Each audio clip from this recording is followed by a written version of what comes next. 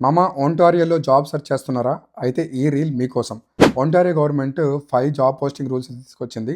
ఇందులో first rule ఏంటంటే pay transparency. అంటే ఏదైనా జాబ్ పోస్టింగ్ చేసినప్పుడు 200,000 కన్నా తక్కువ రోల్స్ ఉన్న జాబ్ పోస్టింగ్స్ అన్నిటికి సాలరీ రేంజ్ అయితే మెన్షన్ చేయాలి. ఇదివరకైతే కాంపిటేటివ్ సాలరీ అని మెన్షన్ చేసేవారు.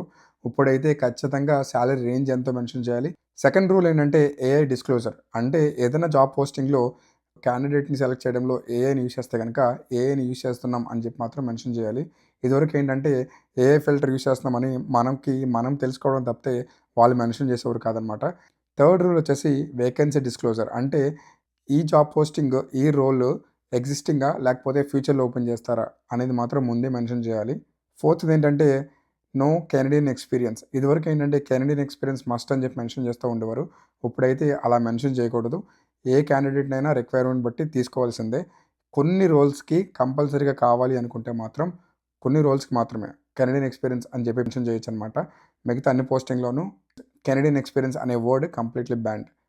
ఫిఫ్త్ రూల్ ఏంటంటే ఫాలో అప్. అంటే ఏదైనా క్యాండిడేట్ ఒక ఇంటర్వ్యూ అయిన తర్వాత వెంటనే 45 డేస్‌లోనే వాళ్ళకి యెస్ ఆర్ నో అనేది మెన్షన్ చేయాలి.